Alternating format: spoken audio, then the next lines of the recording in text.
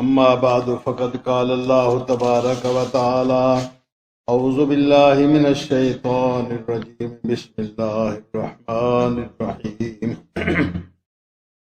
قد سمع الله قول التي تجادلك في زوجها وتشتكي إلى الله والله يسمع تحاوركما إن الله سميع بصير الذين يظاهرون منكم من نسائهم ما هن أمهاتهم إن أمهاتهم إلا اللائي ولدنهم وإنهم ليقولون منكرا من القول وزورا وإن الله لعفو غفور والذين يظاهرون من نسائهم ثم يعودون لما قالوا فتحرير رقبة من قبل أن يتماسا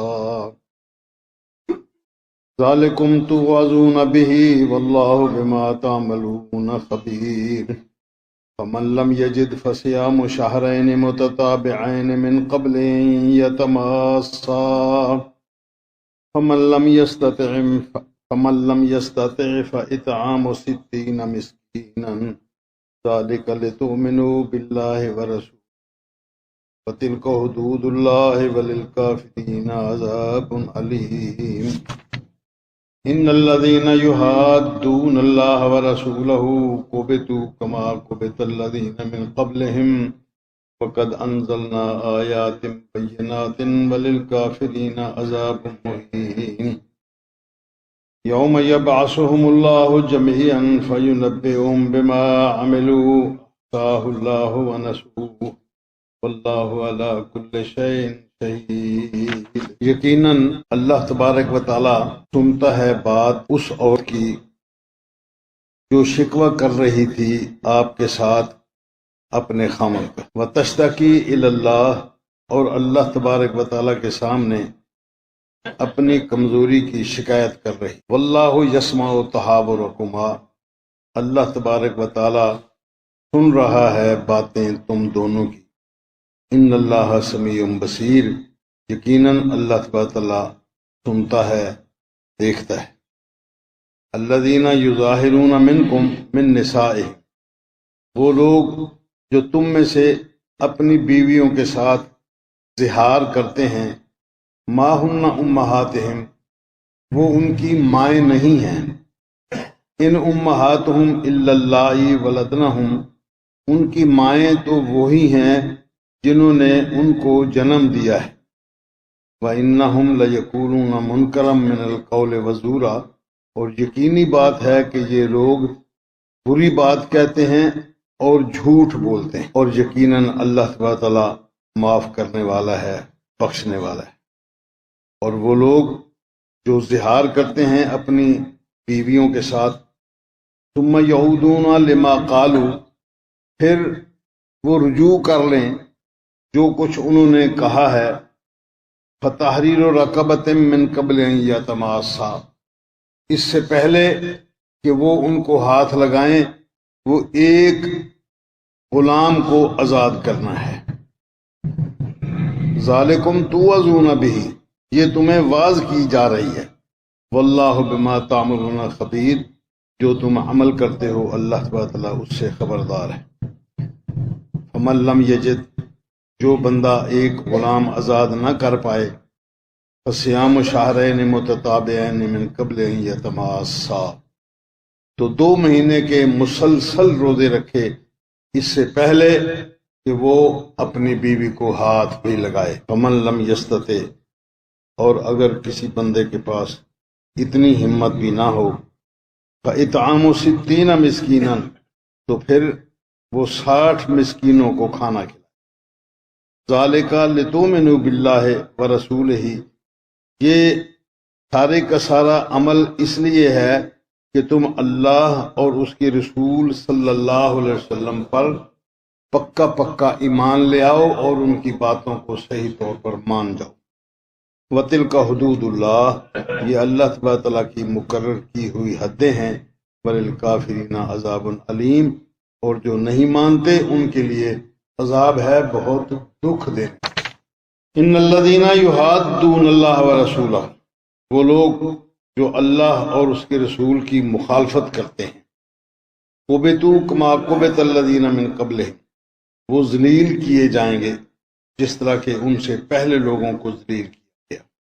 وقد انزلنا آیات بینات، اور یقیناً ہم نے نازل کی ہیں آیات واضح واضح احکامات، وللکافرین عذاب مہین، اور کافروں کے لیے عذاب ہے ذلیل کرنے والا، توہین کرنے والا۔ یوم نبعثہم اللہ جميعا، جس دن اللہ تبارک و تعالی ساری کائنات کو اکٹھا کرے گا، فَيُنَبِّئُهُم بِمَا عَمِلُوا، پھر ان کو بتائے گا جو کچھ وہ عمل کرتے رہے۔ احصاہ اللہ ونسوہ، اللہ پاک نے ہر چیز گن گن کے رکھی ہے اور بندے بھول گئے۔ واللہ علی کل شیء شہید، اللہ تبارک و تعالی ہر چیز سے واقف ہے۔ یہ سورہ مجادلہ کا پہلا رکوع تھا، 6۔ اس میں ایک ہی مضمون بیان، یہ سورہ مجادلہ، اس کو دو طرح سے پڑھا گیا ہے۔ مجادلہ دال کے فتح کے ساتھ، ایک ہے مجادلہ دال کے کسرہ کے ساتھ۔ اگر مجادلہ پڑھا جائے، جادلہ یجادلو مجادلتن کا معنی ہوتا ہے ایک دوسرے کے ساتھ تکرار کرنا، ایک دوسرے کے ساتھ بحث مباحثہ کرنا، بار بار ایک بات کو دہرانا اور بار بار اس سے مطالبہ کرنا کہ جواب دے، وہ جواب دے، پھر یہ اس بات کو دہرائے، کوئی نئی بات کرے، پھر وہ اس کا جواب، ایک دوسرے کے ساتھ گفتگو جس کا جواب جواب الجواب، اسے کہتے ہیں مجادلہ۔ دوسرا اس کا لفظ ہے مجادلہ دال کے کسرہ کے ساتھ، یہ اسی باب میں سے اسم فاعل کا صیغہ ہے، اسم فاعل مؤنث کا صیغہ مجادلہ۔ یہ سورہ ہے تکرار کرنے والی عورت کا، وہ ایک عورت جس نے تکرار کیا تھا یا بار بار اپنی بات دہرا کے وہ اللہ تعالیٰ کے رسول صلی اللہ علیہ وسلم سے اس کا حل چاہتی تھی۔ آپ حل پیش کرتے، بات کرتے، وہ پھر وہی بات دہراتی، کوئی اس کا حل پیش کرے۔ یہ دراصل ایک حادثہ ہو گیا تھا۔ جاہلیت میں تو یہ حادثے بہت ہوئے، اس لیے کہ ان کی روٹین ہی یہ تھی۔ اسلام میں سب سے پہلا یہ حادثہ ہوا کہ حضرت خولہ بنت سالہ رضی اللہ تعالی اپنے خامد اوس ابن صامت کے ساتھ کسی بات پر دونوں میاں بیوی کا تکرار ہوا، اور اسی جاہلیت کی روٹین کے مطابق خامد کو غصہ آیا، بہت زیادہ غصہ آیا، تو اس نے اپنی بیوی کو کہہ دیا، تو میرے لیے اسی طرح ہے جس طرح میری ماں بہن یا میری ماں جس طرح وہ ہے اسی طرح۔ اسے کہتے ہیں زہار، عربی لفظ ہے زہار، قرآن مجید نے بھی اس کو زہار ہی کہا ہے، جاہلیت میں بھی لوگ اس کو زہار ہی کہتے ہیں۔ یہ اصل میں زہار زہر سے نکلا ہے، زوئیں ہا دو آنکھوں والی، را زہر۔ سواری کو، گھوڑا ہے، گدھا ہے، کوئی بھی سواری ہو، اس کو زہر کہتے ہیں۔ زہر کا معنی ہے اس کی پیٹھ پہ سواری کرنا، گھوڑے پر بیٹھ جائے بندہ وہ اس کے لیے زہر بن گیا، گدھے پر بیٹھ جائے وہ اس کے لیے زہر بن گیا، اسی طرح سائیکل موٹر پر بیٹھ جائے بندہ وہ اس کے لیے زہر بن گیا، جو اس کو لے کر سفر کر لے، سفر طے کر۔ کئی سارے معنی مل کے عورت کے ساتھ زہار وہ اس معنی میں آتا ہے کہ عورت کے ساتھ چونکہ وظیفہ زوجیت میں ایک کیفیت پیدا ہوتی ہے، اس کیفیت کا معنی زہار رکھا گیا ہے۔ احتراماً بھی وہ لوگ بھی احترام کے ساتھ یہ لفظ بولتے تھے، اگرچہ غصے میں ہی ہوتا تھا، لیکن اس کا احترام مقصود ہوتا تھا۔ قرآن مجید نے اس عمل کو، اس کردار کو جاہلیت کا ایک طریقہ کار کہا گیا ہے۔ اللہ تبارک و تعالی اور اس کا اسلام چونکہ وہ حقائق کو مد نظر رکھ کے انسانیت کی بھلائی کو اور انسانیت کی خیر و برکت کو مد نظر رکھ کے احکامات بناتا ہے. احکامات اس نے مرتب کیے ہیں، واضح واضح کھلے کھلے احکامات. اس لیے ان الفاظ کو حقیقت پر مبنی کر کے انسانیت پر جو اس کے برے اثرات مرتب ہو سکتے تھے یا ہونے تھے، ان کو مد نظر رکھ کے اسلام نے اس بات کو واضح کیا ہے. چنانچہ حضرت بی بی خولہ رضی اللہ تعالی عنہا اور ان کے خاوند، ان کی آپس میں تو تکار ہوئی گھر میں کسی وجہ سے. بوڑھی عورت تھی، خاوند بھی بہت بوڑھا تھا. حدیث میں جو لفظ آئے ہیں صحابہ نے نقل کیے ہیں، راویوں نے جو نقل کیے ہیں، وہ اس کے خاوند کے بارے میں یہ ذکر کیا ہے، کانا بہی لمم، اس کے خاوند کو لمم تھا. لمم ایک بیماری ہے جس میں غصہ آتا ہے بندے کو اور جنون کی حد تک غصے میں آ جاتا ہے، یک لخ آپے سے باہر ہو جاتا ہے. اس کو پتہ ہی نہیں چلتا کہ اب مجھے کرنا کیا ہے، نہیں کرنا، کہنا ہے نہیں کہنا، کہنا ہے تو کیا کہنا ہے. بس اس کو اتنا ہوش حواس رہتا ہے کہ اس بندے کے ساتھ بس اب اس کی ایسی تیسی کر دے، اور اس کو کوئی پتہ نہیں چلتا کہ جو الفاظ میں کہہ رہا ہوں اس کا انجام کیا ہونے والا ہے، یہ الفاظ کیسے ہوں گے، کیا ہوں گے. نہیں، بس اس کا مرنے مار دینے کا آخری مرحلہ ہوتا ہے. بندہ اتنا شدید غصے میں آ جاتا ہے. یہ حضرت اوس ابن صامت رضی اللہ تعالی عنہ بزرگ آدمی تھے. کہتے ہیں کہ ان کی ہسٹری میں لکھی ہوئی ہے یہ بات کہ بڑھاپے میں آ کر بہت چڑچڑے ہو گئے تھے، مزاج ان کا بہت تلخ ہو گیا تھا، تھوڑی تھوڑی بات پر غصے ہو جانا، اور پھر اتنا غصے کہ وہ انتہائی آخری حد تک غصہ پہنچ جانا. وہ اسی کیفیت میں یہ بات ہوئی. بات اگرچہ تھوڑی تھوڑی سی، کوئی مسئلہ نہیں تھا اتنا کہ بندہ کنٹرول نہ کر سکے، لیکن وہ طبیعت کے چونکہ خلاف بات ہو گئی تھی، اس لیے وہ بیوی پر اتنا غصے ہوئے، اتنا غصے کہ اس کو کہنے لگے کہ آج کے بعد تو میری ماں کی طرح ہے، زہرا کے کا زہر امی، تیری پیٹھ میری ماں کی پیٹھ کی طرح ہے. یعنی احترام، ادب، اب میں یہی تیرا کروں گا، تیرے ساتھ ہم میاں بیوی کے تعلقات قائم نہیں رہ سکتے. جاہلیت میں یہ لفظ اتنا سنگین ہوتا تھا کہ کسی بھی بندے کو سزا دینے کے لیے کسی عورت کو یہ لفظ آ کر لی، اور پھر بے وقوف اور جاہل اتنے تھے کہ وقتی طور پر غصہ آیا، زہار کر لیا، اور کچھ دنوں کے بعد جب غصہ ٹل گیا، ختم ہو گیا، تو پھر وہی میاں بیوی کی میاں بیوی. یعنی بات کہنے کے بعد بات کا توڑ چڑھانا، اس بات کی حقیقت کو حقیقت سمجھ لینا، کوئی اس کی ویلیو نہیں تھی، نہ بات کی اہمیت تھی. یہ تو اسلام نے سکھائی ہے نا بات، کہ بندہ جب ایک بات کرتا ہے تو ایک مسلمان، نبی اکرم صلی اللہ علیہ وسلم سے پوچھا گیا کہ یا رسول اللہ، ایک مسلمان شراب پی سکتا ہے؟ ہاں، انسانی کمزوری ہے، پی سکتا ہے. پھر پوچھا گیا جی مسلمان زنا کر سکتا ہے؟ ہاں، جذبات میں آ کر بندہ ممکن ہے ایسا کر لے. اسی طرح ایک دو اور گناہوں کے بارے میں پوچھا گیا. وہ پوچھتے پوچھتے اس بندے نے پوچھا کہ یا رسول اللہ، مسلمان جھوٹ بول سکتا ہے؟ فرمایا نہیں، جھوٹ گناہ ہے. وہ جذباتی ہو کر کچھ انداز میں، کچھ اس کے حالات کے تقاضے کے مطابق بندے کے ذہن، پریشانیاں، حالات وہ ہو سکتے ہیں، لیکن جھوٹ، اگر بندہ جھوٹ بولے تو اس کے ایمان کا، اس کے اسلام کا کیا معیار باقی رہا؟ جھوٹ بول دیا، بات ختم ہو گئی. اب کیا ہوا؟ اب اس کے اسلام لانے پر اس کے لا الہ الا اللہ پڑھنے کا کیا اعتماد باقی رہے گا؟ اس لیے جھوٹ نہیں بول سکتے. ان کو اس بات کا احساس نہیں تھا کہ مسلمان جھوٹ نہیں بول سکتے، وہ مسلمان تھے ہی نہیں. بات جیسے ہوئی گھر میں، جس طرح بات ہوئی، چلو بے تک کی بات کہہ دی، اس کے بعد نہ معافی نہ تلافی، کچھ بھی نہیں، نہ اس کو کوئی کفارہ. یہ تو احساس ہی نہیں تھا.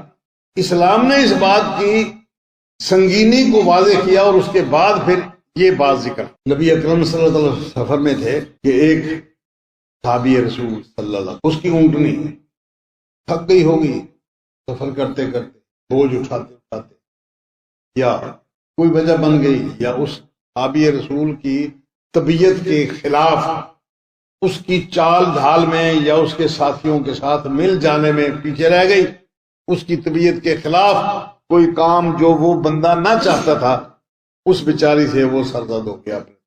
اب اس کو تو پتہ نہیں کہ میاں خاوند کیا چاہتے ہیں، اس نے اس کو کہہ دیا لانتی، لعنت ہے تجھ پر، ملعونہ، کوئی بھی جملہ ان میں سے وہ اس نے بول دی۔ نبی اکرم صلی اللہ علیہ وسلم نے سن لیا، سننے کے بعد اس بندے کو بلایا، ارشاد فرمایا اس اونٹنی سے اپنا سامان نیچے اتار لو۔ اس نے نیچے اتار لی، خالی ہو گئی، اس کا پلان بھی نیچے پھینک دیا، خالی ہو گئی اونٹنی، بالکل فارغ۔ اس کے بعد ارشاد فرمایا کہ اس کے ناک سے اس کی نکیل بھی اتار دی۔ فرمایا اب آپ کے لیے جتنا سامان آپ کو چاہیے اپنے کندھوں پر اٹھائیں اور پھر چل دیں، اس کو چھوڑ دیں۔ اب جس کو تو نے لانتی کہہ دیا ہے اس کے ساتھ اس پر بوجھ لادنا، اس پہ سواری کرنا، اب تیرا حق باقی نہیں، ختم۔ وہ ملعونہ ہے، اور اس لانتی پر سواری کرنا، سامان اٹھانا، اس سے فائدہ اٹھانا، اس سے خدمت لینا اب یہ تیرے لیے جائز نہیں۔ دیکھیں یہ لفظوں کی سنگینی، ہم اس کو اپنی زبان میں ایسے ہی زبان سے بول دیتے ہیں، اللہ تبارک تعالیٰ کے رسول صلی اللہ علیہ وسلم کے سامنے اس لفظ کی کتنی شدید سنگینی ہے یہ لفظ کی، اور کتنا یہ شدید لفظ ہے۔ بچوں کو مائیں کیا دیتے ہیں، لانتی، پٹے منہ وغیرہ وغیرہ، اس طرح کے وہ لفظ۔ حقیقتاً اس اونٹنی کے اس معاملے کو دیکھنے کے بعد اب وہ بچہ اپنی ماں کی خدمت یا ماں کے پیار کا مستحق نہیں ہے۔ اپنی زبان پر کنٹرول کرنا کتنا ضروری ہے، اس لیے کہ اسلام میں آنے کے بعد یہ نظریہ ہے کہ جو بندہ بولتا ہے، جو بندہ کام کرتا ہے، جو بندہ عمل فعل انجام دیتا ہے، ہاتھوں سے کوئی کام کرتا ہے، پاؤں سے کوئی کام کرتا ہے، وہ سب کا سب اللہ کے ہاں لکھا جائے گا، اور قیامت والے دن ایک ایک چیز کا حساب لیا۔ کیا فرمایا؟ زنا، آنکھوں کا زنا دیکھنا ہے، زبان کا زنا گفتگو کرنا، کانوں کا زنا سننا ہے، پاؤں کا زنا چلنا ہے، چل کے جانا ہے۔ اس کے بعد اصل زنا کا مرحلہ والفرج یصدقہ او یکذبہ، پھر اس کا یہ کردار، وہ آخری کردار یا تو اس پورے کے پورے زنا کے عمل کو ثابت کر دیتا ہے یا پھر اس کو چھوڑ دیتا۔ لیکن اگر وہ توبہ نہیں کرتا تو آنکھوں سے جو کچھ ہو گیا وہ لکھا گیا، زبان سے جو کچھ کہہ دیا، کسی کی باتیں اس انداز میں سن لی وہ لکھی گئی، کانوں نے جو کچھ سن لیا وہ لکھا گیا، پاؤں سے ایک بندہ چل کے گیا وہ لکھا گیا۔ آخری مرحلہ طے ہوا ہے یا نہیں ہوا؟ اگر طے ہوا تو آخری سزا اس پہ لگ جائے گی شریعت کے مطابق، اور اگر آخری مرحلہ طے نہیں ہوا تو بغیر کسی دیکھے کے، بغیر کسی کے توجہ کیے کہ وہ عمل، وہ کردار اس کا ہو گیا۔ قیامت کو حساب ہوگا، جو کچھ جس نظریے سے جو کچھ کیا ہے وہ سب کچھ لکھا جائے گا، اس کا حساب۔ اسی طرح زبان، بندہ زبان سے کہہ دیتا ہے، جاہلیت میں چونکہ یہ احساس نہیں تھا اس لیے وہ کوئی بھی بندہ جب غصے میں آ جاتا تو یہ آخری مرحلے کے طور پر یہ عمل ہو جاتا کہ انت علیہ کا ظہر امی، تو میرے لیے اسی طرح ہے جس طرح میری ماں کی، یہ عمل۔ اب اسلام میں آنے کے بعد اس کی سنگینی کا احساس ہوا کہ اللہ تبارک و تعالیٰ نے جو قوانین متعین کر دیے ہیں اس اعتبار سے یہ کتنا سنگین جرم ہے۔ طلاق بندہ دے دیتا ہے تو اس طلاق سے معافی تلافی ہو جاتی ہے، یا تو بندہ خود رجوع کر لیتا ہے عدت کے اندر اندر، اگر عدت ختم ہو گئی، برادری آ گئی، دوست احباب آ گئے، یا دونوں میاں بیوی کو خود خیال آ گیا پھر واپس آنے کا، رجوع کر لینے کا۔ اب چونکہ خامد کے ہاتھ سے گیم نکل چکی، اب نئے سرے سے نکاح کر کے وہ بیوی اس کے پاس واپس آ سکتی، لیکن زہار کرنے کے بعد ابد الآباد تک وہ بیوی اس کے پاس واپس نہیں آ سکتی، اس لیے کہ یہ رشتہ ایسا ہے جو رشتہ احترام کے علاوہ کوئی دوسری صورت اس کی بن نہیں سکتی۔ ہاں البتہ شریعت نے چونکہ 3 مراحل اس کے لیے ذکر کیے ہیں، وہ کفارہ ادا کر دے تفصیل آ رہی ہے. کفارہ ادا کر دے اور پھر وہ میاں بیوی کی صورت میں قائم رہ سکتے ہیں. نکاح ٹوٹا نہیں، البتہ وہ سائڈ میں احترام کی یہ دیوار ایسی کھڑی ہو گئی ہے کہ اب ان دونوں میاں بیوی کو درمیان میں آ نہیں سکتے. اس لیے میاں نے یہ لفظ کہہ دیے. اب جاہلیت میں اگر ہوتی بات تو ٹھیک ہے، چند دن کا یہ گناہ تھا، چند دن کی جدائی تھی، اس کے بعد وہ خود ہی مکالہ کر لیتے، آ جاتے.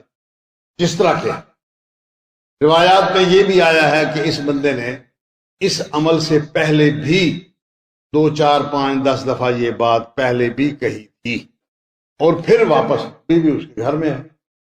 اب جب اسلام آیا تو اسلام میں سب سے پہلا کیس جو آیا وہ یہی تھا. اس سے پہلے اس طرح کی کوئی بات اسلام آنے کے بعد نہ مکہ میں ہوئی نہ مدینہ میں ہوئی. اس وقت تک کوئی حکم اس بارے میں نازل بھی نہیں ہو چکا تھا. بی بی خولہ رضی اللہ تعالی عنہ نے برقع اٹھایا اور نبی یا رسول اللہ یہ بات ہو گئی ہے، میرے میاں نے مجھے کہہ دیا ہے، اب میں کیا کروں. روایات اس میں مختلف ہیں. ایک روایت میں جو ہے کہ نبی اکرم صلی اللہ علیہ وسلم نے فرمایا کہ اب میں کیا کروں، بات تو ہو گئی، جو جاہلیت کی بات ہو گئی، اب ٹھیک ہے رہو اسی طرح. وہ کہنے لگی یا رسول اللہ اس نے طلاق تو نہیں دی ہے. آپ نے فرمایا اس نے کہہ تو دیا ہے ماں، اب میرے پاس اس سلسلہ میں کوئی حکم نازل نہیں ہوا، اس لیے میں کچھ بھی نہیں کہنا چاہتا. اب دیکھیں اللہ تبارک تعالیٰ کی طرف سے رسول صلی اللہ علیہ وسلم بھی پابند ہیں کہ جو اللہ کی طرف سے نازل ہوگا وہی کہہ سکیں گے. اپنی عقل اپنی ثوابدید سے آپ کچھ نہیں کہہ سکتے، نہ آپ نے کچھ کہا. وہ بار بار روتی رہی، تکرار کرتی رہی کہ یا رسول اللہ میرے بچے ہیں، خامد میرا اتنا غریب ہے کہ کچھ کر نہیں سکتا، اس کی جسمانی صحت اتنی کمزور ہے کہ وہ کوئی کردار یعنی کوئی عمل بھی کوئی کام بھی نہیں کر سکتا. میرے پاس کچھ دولت ہے، میں اسی کے ذریعے اپنے بچوں کا پیٹ پال رہی ہوں. اگر ہم علیحدہ علیحدہ ہو جاتے ہیں، بچے اس کے پاس رہیں تو وہ کچھ بھی یہ یعنی کردار ادا نہیں کر سکتا ان کی تربیت کے بارے میں. میرے پاس ہوں تو میں کچھ اپنے گھر سے گزر اوقات کر لیتی ہوں، کچھ اس کے پاس سے گزر اوقات کر لیتی ہوں. کوئی نہ کوئی ہیلا بہانہ بنا کے ہم گزارا چلا رہے ہیں. بچے رول جائیں گے، میں کہاں رہوں گی، میرے پاس اب ایسی ضرورت نہیں ہے. پھر میرا خامد اتنا بوڑھا ہے کہ اب اس کو خدمت کی ضرورت ہے، وہ کہاں جائے گا، کیا یہ سارے کا سارا کلام ہی برباد ہو. آپ بار بار اس کو یہی کہتے رہے کہ پھر میں کیا کروں، اس نے کہہ دیا ہے جو کہا ہے اس نے بھگتے، مجھے کیا اس سے، وہ بھگتے. یہ تکرار بار بار چل رہی تھی کہ اللہ تبارک تعالیٰ نے یہ 6 آیات سورہ مجادلہ کی ابتدائی 6 آیات 28 پارہ شروع ہو رہا ہے، یہ 6 آیات نازل فرمائی اور ان کا فیصلہ. اب مرحلہ آیا. بی بی عائشہ رضی اللہ تعالیٰ عنہ فرماتی ہیں کہ میں گھر میں ہی موجود تھی، وہ آپ صلی اللہ علیہ وسلم کے ساتھ تکرار کر رہی تھی، رو بھی رہی تھی. مجھے نہیں پتہ چل سکا کہ اس مستور نے اللہ کے رسول صلی اللہ علیہ وسلم کے سامنے کیا اپنا مسئلہ پیش کیا ہے اور کیا اللہ کے رسول صلی اللہ علیہ وسلم اس کو جواب دے رہے ہیں. میں گھر میں بیٹھی ہوئی اپنے کسی کام میں مشغول تھی، نہیں سن پائی، نہیں سمجھ پائی کہ یہ کیا مسئلہ بیان کیا جا رہا ہے. اللہ تبارک تعالیٰ نے 7ویں آسمان کے اوپر عرش سے یہ بات سن لی اور اللہ نے اس کا مسئلہ. یہ دلیل ہے اس بات کی کہ اللہ تبارک و تعالیٰ سنتا بھی ہے، دیکھتا بھی، اور پھر وہ اپنی مخلوق کے مشکل اوقات میں ان کی مدد بھی فرماتا ہے، ان کے کام بھی کرتا ہے. یہ سب باتیں اللہ تبارک و تعالیٰ کی اس ایک صفت کو واضح کرتی ہیں کہ اللہ تبارک و تعالیٰ اپنے بندوں پر کتنا مہربان ہے، کتنا مشفق ہے، کس قدر اللہ تبارک و تعالیٰ کی اپنے بندوں پر کرم نوازیاں ہیں. اب دیکھیں مسئلہ حل ہو رہا ہے. فرمایا اللہ تبارک و تعالیٰ سن رہا ہے یا سن لی ہے اس نے بات اس عورت کی جو تیرے ساتھ تکرار کر رہی تھی اپنے خامد کے بارے میں. وَتَشْتَكِي إِلَى اللَّهِ، اور پھر جب آپ سے کوئی مسئلہ حل نہ ہو پایا تو پھر اس نے آسمان کی طرف منہ اٹھایا کہ اب میرا دنیا میں کوئی مسئلہ حل کرنے والا نہیں ہے، اللہ اب تو ہی میری مدد. چنانچہ اللہ پاک نے یہ بات سن لی، سن رہا ہے اللہ اس کی باتیں آپ کے ساتھ بار بار اس بات میں تکرار. واللہ یسمع تحاورکما، اللہ تعالیٰ سن رہا ہے تمہاری ان دونوں کی آپس میں تکرار کو۔ ان اللہ سمیع بصیر، اللہ پاک سنتا ہے، اللہ پاک دیکھتا ہے۔ ان آیات میں، ان صورتوں میں دیگر احکامات کے ساتھ یہ بات بھی مد نظر رکھی گئی ہے، رکھی جاتی ہے، ہوتی ہے کہ اللہ تبارک و تعالی اپنے بندوں پر اپنی صفات ظاہر کر کے اپنا تعارف بھی ساتھ کرواتا ہے۔ اس لیے ایک مسلمان کے لیے ضروری ہے کہ وہ اللہ تبارک تعالیٰ کے بارے میں جو عقیدہ، جو نظریہ رکھے، وہ ان واقعات کو سامنے رکھ کے جو حقائق گزر چکے، جو حقائق ہو چکے ہیں اس کائنات میں، ان کو سامنے رکھ کے اپنے دن رات کی باتوں کو، اپنے دن رات کے کردار کو، اپنے دن رات کی گفتگو کو وہ کبھی نہ بھولے کہ میں اکیلے میں بیٹھ کر لحاظ میں منہ دے کے، کانوں میں کوئی چیز ٹھونس کے، آنکھوں سے لحاظ کے اندر برائی اچھائی دیکھ کے جو سن رہا ہوں، جو کہہ رہا ہوں، جو تصویریں سامنے آ رہی ہیں، وہ سب کی سب باتیں، اس کی پکچر اللہ کے سامنے ہے پوری، اور وہ سنتا ہے، دیکھتا بھی۔ بندے ممکن ہے نہ دیکھ پائیں، اللہ تعالیٰ دیکھ۔ الذین یظاہرون من نسائہم، الذین یظاہرون منکم من نسائہم، وہ مرد جو اپنی عورتوں سے اظہار کرتے ہیں، ما ہن امہاتہم، ان کی مائیں نہیں، دو ٹوک فیصلہ کرتے۔ کیوں؟ ماں کے ساتھ مکمل کا مکمل تعلق احترام کا، عزت کا، وقار کا، خدمت کا، اور انتہائی شفقت، مہر و محبت کا ایک جذبہ ہے، ایک عمل ہے، ایک کردار۔ بیوی کے ساتھ بالکل اس سے الگ مختلف ایک اور نوعیت کا تعلق ہے جو میاں بیوی کے تعلق، اس کے اندر احترام بھی ہے، اس کے اندر پیار بھی ہے، محبت بھی ہے، اس کے ساتھ سب کچھ ہے، لیکن ایک تعلق ایسا ہے جو دنیا میں کسی دوسرے کے ساتھ نہیں قائم کیا جا سکتا، وہ میاں اور بیوی کا ایک خاص یعنی تعلق۔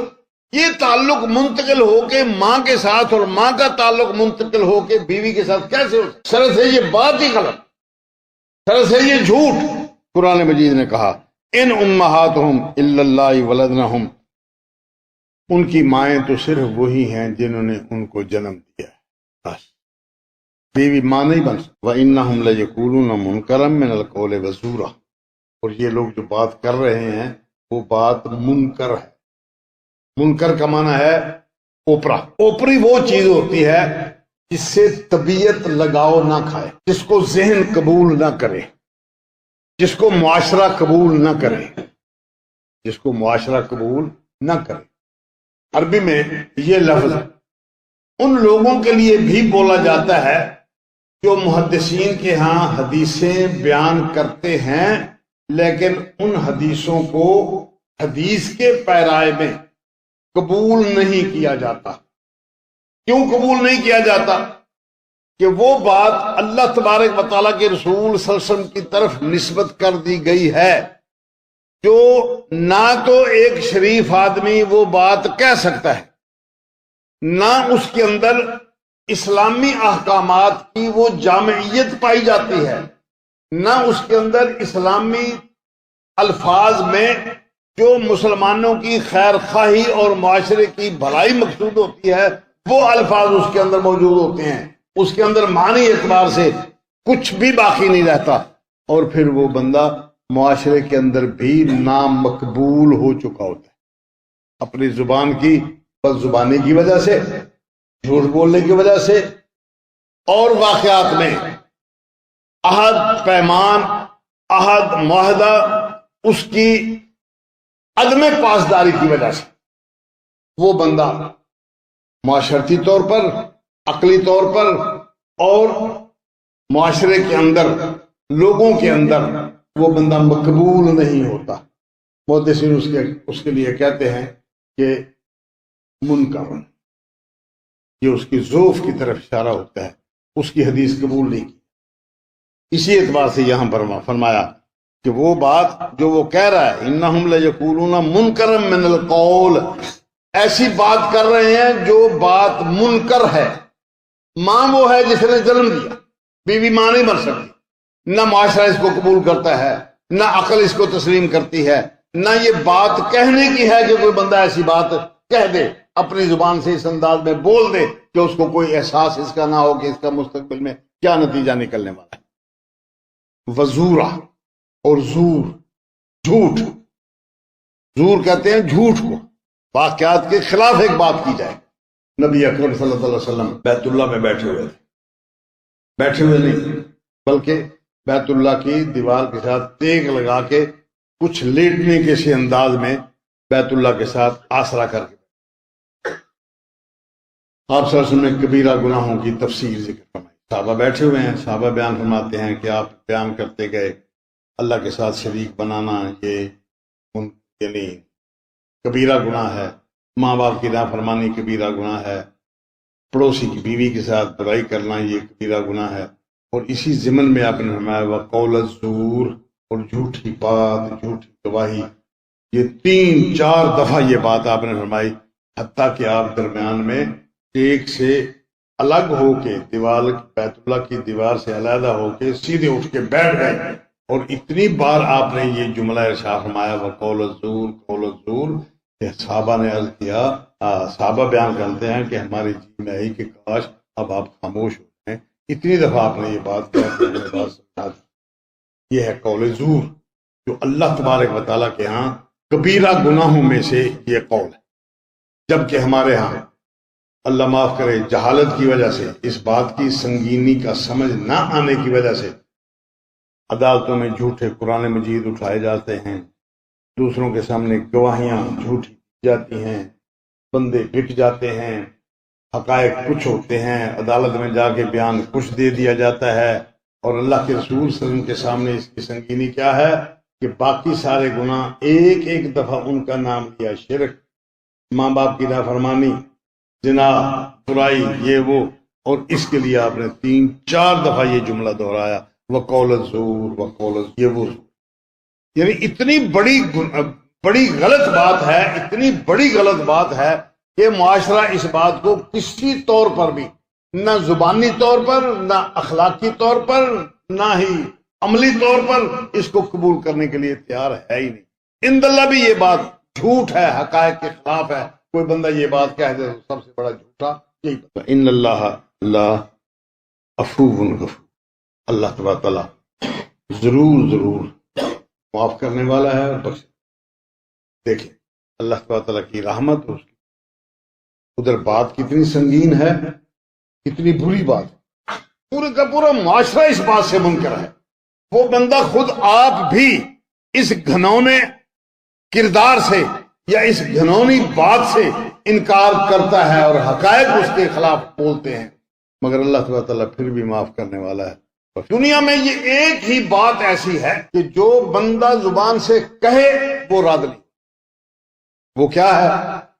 اللہ مجھے معاف۔ یہ اتنا بڑا جملہ ہے، اتنا بڑا جملہ کہ یہ کبھی رد نہیں۔ اللہ تبارک تعالیٰ اس جملے کی معرفت کتنے بڑے بڑے لوگوں کو اس نے معاف کیا، حتیٰ کہ فرعون جب غرق ہو رہا تھا تو جبرائیل نے اللہ تبارک تعالیٰ کے رسول سے بتایا کہ یا رسول اللہ، پھر پتہ ہے اس نے جو بات کہی کہ میں بنو اسرائیل کے رب کو مانتا ہوں، اور میں نے نیچے سے گارا اٹھا کے مٹھی بھر کے اس کے منہ میں ٹھونس دیا، شاید یہ کہیں اللہ سے معافی نہ۔ کیوں؟ جبرائیل کو بھی اس بات کا احساس تھا کہ اگر اس نے اس وقت بھی اللہ سے معافی مانگی تو اللہ معاف کر۔ یہ دروازہ اتنا بڑا دروازہ ہے، اتنا بڑا دروازہ ہے کہ مدینہ سے لے کر شام کے صنعاء شہر تک جتنا لمبا دروازہ ہو سکتا ہے اتنا لمبا فاصلہ ہے، میلوں کا۔ فرمایا اگر اتنے لوگ بھی اس دروازے سے یک لخت آ جائیں، کتنی مخلوق، یک لخت اتنی مخلوق اگر مجھ سے معافی مانگ لے تو سب کو، یہی ایک ایسی بات ہے جو رد نہیں۔ لیکن یہ بندے پر ہے، اس کی خوش نصیبی یا اس کی بد نصیبی کہ وہ گناہ کرے پھر اس سے معافی نہ، یا اس کو بھلوا دی جائے بات کہ میں نے معافی۔ حضرت عمر فاروق رضی اللہ تعالیٰ کہ جس کی معافی قبول ہونا ہوتی ہے نا، اللہ تعالیٰ اسی کو یہ احساس اجاگر کرواتا ہے کہ تم معافی، اور وہ معافی مانگتا ہے۔ جس کی توبہ قبول ہونا ہوتی ہے اللہ اسی کو معافی کی توفیق دیتا ہے۔ یہ بات آپ سمجھیں کہ ہم کتنے خوش نصیب ہیں، یا کتنے اللہ معاف کرے بد نصیب ہم میں سے کوئی لوگ ہوں پھر گناہ کرنے کے بعد پھر توبہ معافی۔ حضرت عبداللہ بن عباس رضی اللہ تعالیٰ عنہ ایک دفعہ ان سے کوئی بات غلط نکل گئی، فوری طور پر ان کو احساس ہوا، پھر انہوں نے کہا استغفر، میں اللہ سے توبہ کرتا۔ کا مطلب یہ ہے کہ صحابہ کرام اللہ کے رسول صلی اللہ علیہ وسلم سے جو چیز سیکھ چکے تھے وہ یہی کہ ادھر احساس ہوا ادھر فوراً معافی مانگ، ادھر احساس ہوا فوراً معافی مانگ۔ بی بی عائشہ رضی اللہ تعالیٰ عنہ اپنے بھانجے سے ناراض ہو کے انہوں نے قسم اٹھا لی کہ میں اس کے ساتھ آج سے بات نہیں۔ کافی عرصے تک یہ معاملہ چلتا رہا، بی بی صاحبہ قسم کھا چکی تھی، اس نے بڑی منت خوشامد کی، نہ مانی، کئی دفعہ کئی مرحلے اس طرح کے طے ہوئے، وہ کہتی بس چلا جا میں تجھے بولوں گی۔ بالآخر نبی اکرم صلی اللہ علیہ وسلم کے ماموں میں سے 2 بندے اس نے ڈھونڈے، وہ بی بی صاحبہ ان کو یہ بات سمجھا کے کہ یہ میرا پلان ہے، آپ میرے ساتھ اس میں، وہ باہر دور سے ہی مسجد کے اندر سے ہی باتیں کرنے انہوں نے آپس میں دونوں نے شروع کی۔ بندے تو 3 تھے، دونوں نے آپس میں باتیں کرنا شروع کی۔ باتیں کرتے کرتے بی بی صاحبہ کے دروازے پر چلے، اس انداز کی باتیں کہ بی بی صاحبہ ہماری آواز سن کے پہچان لیں کہ فلاں اور فلاں اللہ کے رسول کے صلی اللہ علیہ وسلم کے ماموں میں سے 2 بندے دروازے پر چلے گئے۔ السلام علیکم ندخلو، السلام علیکم ہم اندر آ جائیں۔ بی بی صاحب جانتے تھے کہ 2 بندے باتیں کرتے آ رہے ہیں اور فوراً ٹھیک ہے، آپ نے فرمایا جی آ جائیں۔ انہوں نے سوال کیا کلو نا، ہم سارے آ جائیں؟ بی بی صاحب سمجھے کہ جو باتیں کرتے ہیں وہی ہیں، اور حضرت عبداللہ بن زبیر رضی اللہ تعالیٰ وہ خاموشی سے۔ بی بی صاحب نے کہا ہاں جی سارے آ گئے۔ بی بی صاحب نے پردہ کھینچ دیا، سارے اندر آ گئے۔ وہ آگے بیٹھ گئے اور حضرت عبداللہ بن زبیر رضی اللہ تعالیٰ عنہ اور پردہ تو تھا نہیں، وہ اندر چلے گئے۔ انہوں نے جا کے ماں کے سامنے ہاتھ جوڑ لیے،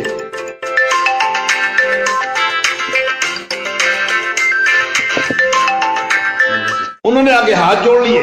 اب بی بی صاحبہ کی معافی تلافی کرانے کے لیے ماموں نے بھی زور لگایا، کافی دیر تک تو نہ مانی، چلو ہو گئی، چلو اب قسم کے کفارے کی بات۔ قسم کا کفارہ تھا ایک غلام کی۔ بی بی صاحبہ رضی اللہ تعالی عنہ روتی میں تھی، ایک غلام آزاد کر دیا، کچھ دنوں کے بعد پھر غلام آزاد کر دیا، کچھ دنوں کے بعد 6 غلام آزاد کیے، اور پھر بھی روتی تھی کہ پتہ نہیں میری توبہ قبول۔ یہ ادھر سے احساس ہے اپنے جرم کا، اپنے گناہ کا، اور ادھر اللہ تبارک تعالیٰ کی رحمت کا تقاضا وہی ہے، اللہ تبارک تعالیٰ کی رحمت کا وہی انداز۔ بی بی صاحبہ کا یہ انداز ہے کہ وہ بار بار اپنے اس جرم کو یا اپنی اس غلطی کو کہ میں قسم کا کفارہ ادا کروں، پتہ نہیں میرا کفارہ ہوا ہے اللہ کے یہاں قبول ہوا ہے یا نہیں۔ اور یہی ایک بندے کے ایمان کی نشانی ہے کہ بندہ اللہ تعالیٰ سے معافیاں مانگتا رہے، معافیاں مانگتا رہے، جو گناہ ہوئے ہیں ان سے بھی معافی، جو نہیں ہوئے ان سے بھی معافی، بس اللہ کے سامنے استغفار کرتا رہے۔ قرآن مجید نے ایک مومن کی جو صفت بیان کی ہے وہ ایک دیگر صفات کے علاوہ ایک صفت یہ ہے، وَبِالْأَسْحَارِ هُمْ يَسْتَغْفِرُونَ، اور سحری کے وقت وہ اللہ سے معافی، سحری کے وقت اللہ جس کو توفیق دے دے وہ اللہ سے معافی۔ ارشاد فرمایا کہ اللہ تبارک تعالیٰ اتنا بڑا جرم ادا کرنے کے بعد بھی، اتنا بڑا گناہ کرنے کے بعد بھی، اتنی بڑی جھوٹی بات کہنے کے باوجود بھی عفو غفور، وہ معاف کرتا ہے اور بخشنے والا ہے۔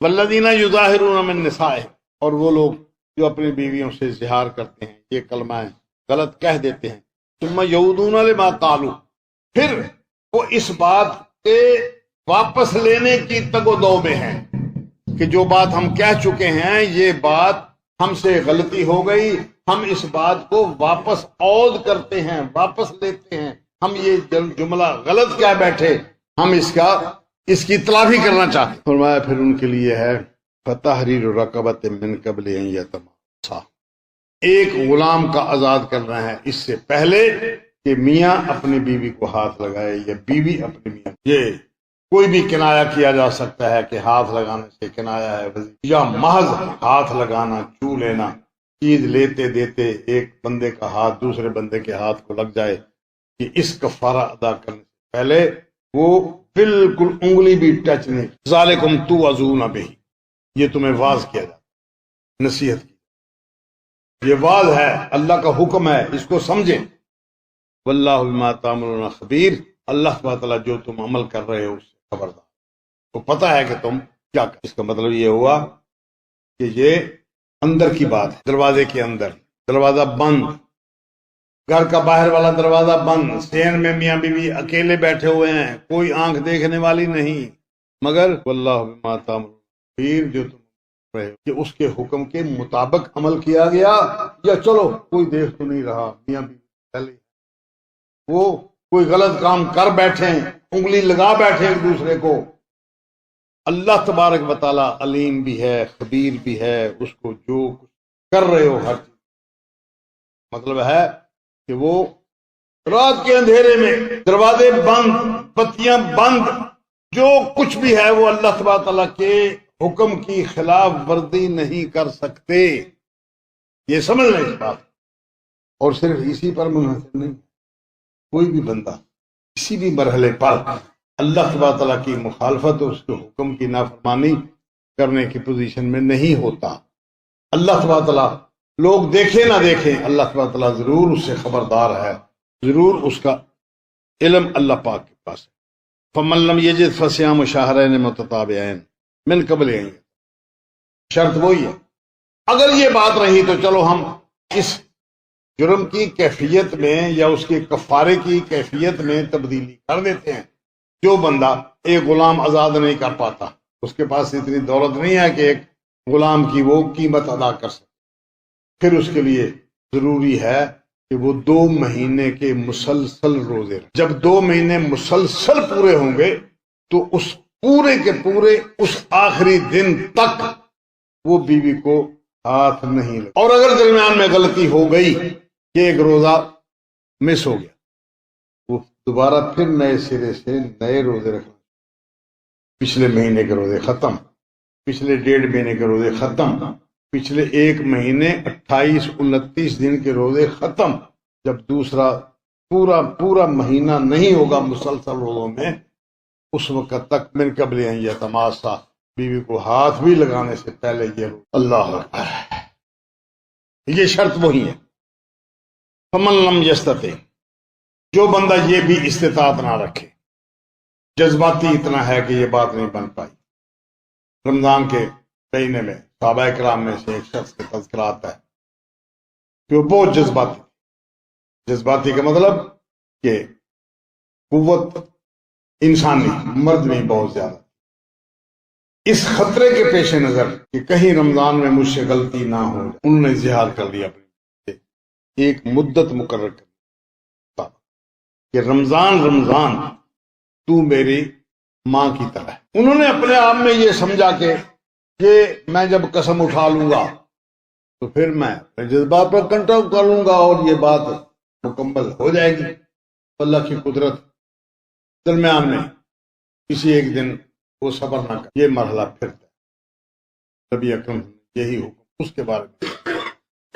اب فرمایا کہ جو بندہ اس کی استطاعت نہیں رکھتا، فمن لم یستطع، اگر اس کی استطاعت نہیں رکھتا کہ 2 مہینے مسلسل روزے رکھے، جذباتی ہے، کمزور ہے، یا کوئی اور عارضہ ہے جس وجہ سے وہ یہ کام نہیں کر پاتا، فَإِطْعَامُ 60 مِسْكِينًا، پھر وہ 60 مسکینوں کو کھانا. اب 60 مسکینوں کو کھانا، ایک ہی وقت میں 60 کے 60 بلا کے ان کو کھانا کھلا دیا جائے، یا 2-4 کو مسلسل کئی دنوں تک جب تک کہ 60 مسکینوں کا کھانا پورا نہ ہو جائے. البتہ اس میں یہ بات ضرور ہے کہ ایک ہی بندے کو بیک وقت 60 دن کا کھانا دے کر سمجھے کہ میں نے کفارہ ادا کر لیا ہے، یہ نہیں ہو. بیک وقت ایک ہی مسکین کو 60 مسکینوں کا کھانا دے دیا جائے، اس وقت تک نہیں ہوگا جب تک 60 مسکین کھانا کھا نہ چکے. یہ بات ذہن میں.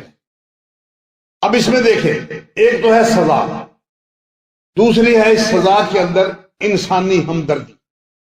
اللہ کا حق وہ تو ہے ہی ہے کہ اس نے ایک جرم کیا ہے، اس کا حق ادا کرنے کے لیے اس کو یہ شرائط پورے کرنا پڑیں گی۔ اس کے ساتھ ساتھ ایک غلام کی آزادی صدقہ بھی ہو گیا، ایک بندے کو آزاد بھی کر دیا گیا، کفارہ بھی ہو۔ 60 روزے رکھنے انسان کی اللہ تبارک تعالیٰ کی فرما برداری کا بھی احساس اس کے اندر ہے، اپنے جرم کا بھی احساس ہے، اور اللہ کے سامنے اپنی فرما برداری کا اظہار بھی۔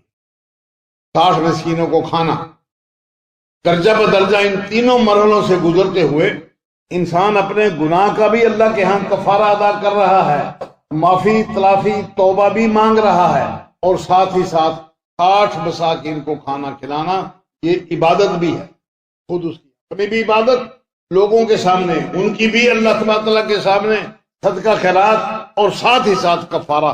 دیکھیں ان دونوں تینوں چیزوں کو اکٹھا کریں تو اسلام کا اپنے مخلوق پر، اللہ کی مخلوق پر کتنا بڑا احسان اور کس قدر ایک دوسرے سے ہمدردی کا عنصر سامنے آتا ہے۔ اس کے بعد ارشاد فرمایا تلک حدود اللہ ذالک لتؤمنوا باللہ ورسولہ، یہ حکم اس لیے دیا جا رہا ہے تاکہ تم اللہ اور اس کے رسول کے احکامات کو مانو، تاکہ تم ایمان لاؤ اللہ اور اس کے رسول کے ساتھ۔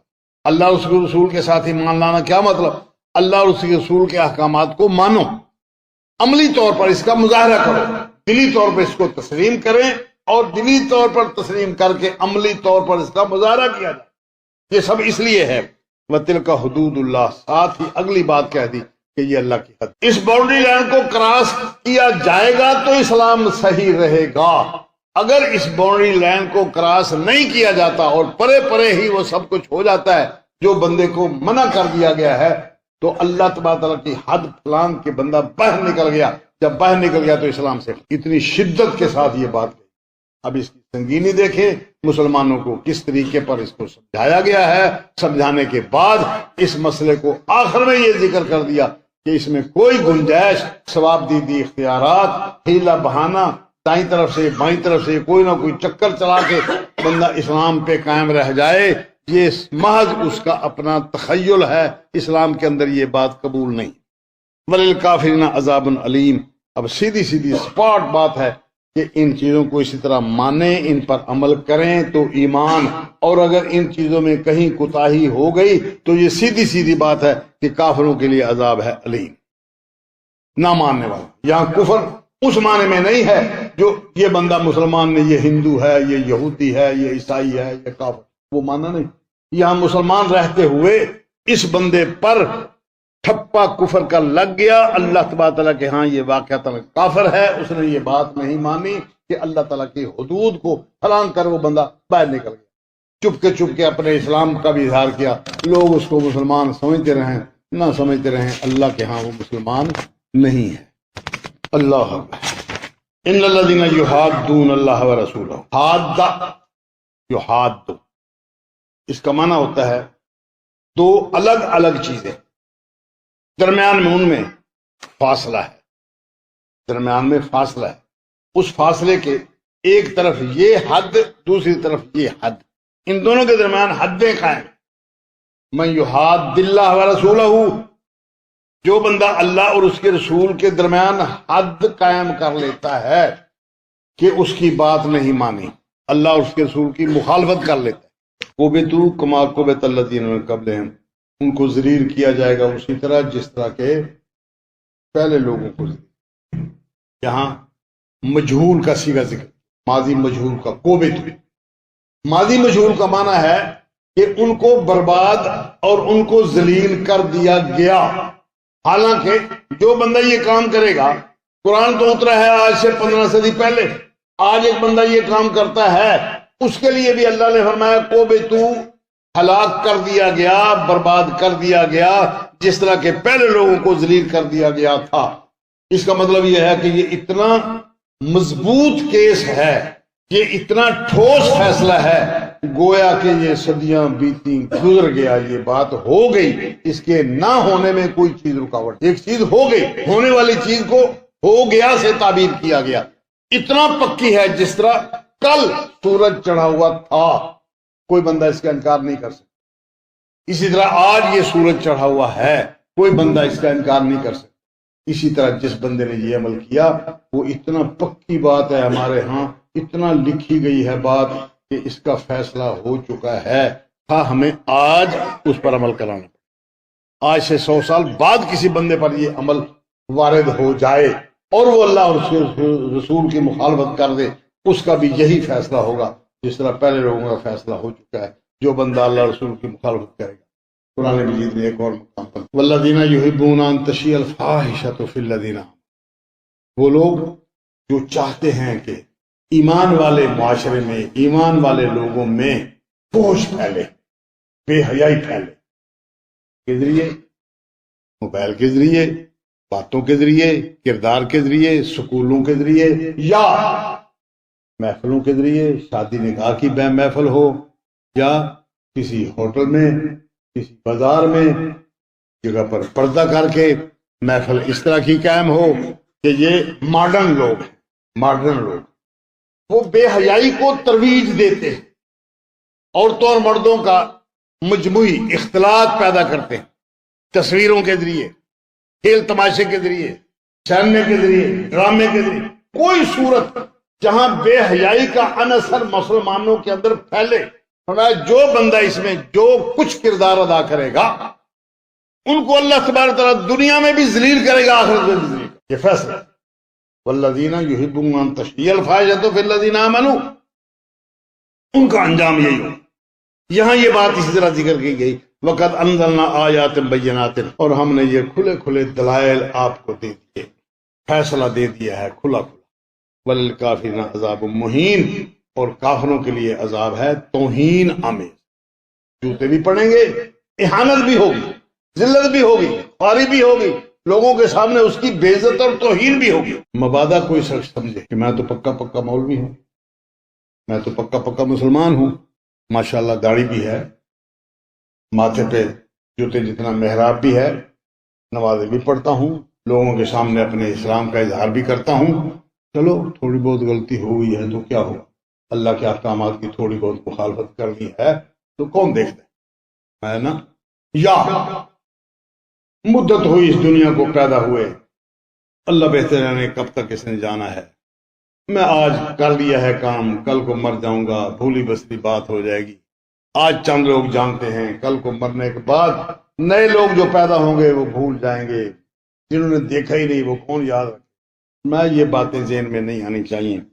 یوم یبعثہم اللہ جمیعا، یاد کرو اس وقت جب اللہ تبارک تعالیٰ ساری کائنات کو اٹھائے گا، فینبئہم بما، پھر وہ آدم علیہ السلام سے لے کر قیامت تک آنے والے بندوں کے عمل اور کردار کو متنبہ کرے گا، ہر ایک بندے کو جو کچھ وہ عمل کر چکا۔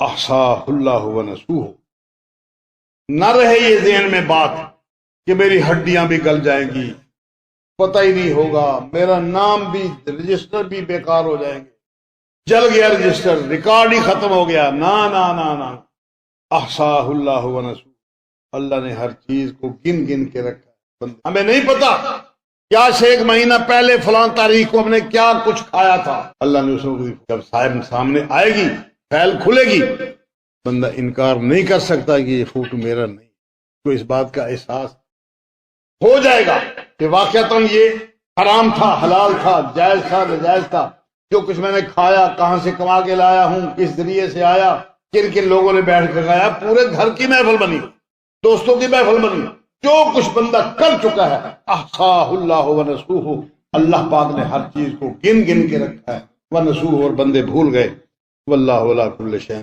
شہید، اللہ ہر چیز پر مشاہدہ کرے، چیز کا مشاہدہ اس کے ساتھ، نہ رات میں، نہ دن میں، نہ اندھیرے میں، نہ اجالے میں، نہ بارش میں، نہ خشکی میں، نہ سردی میں، نہ گرمی میں، کچھ بھی چیز اس کے سامنے اس کے مشاہدے سے رکاوٹ نہیں۔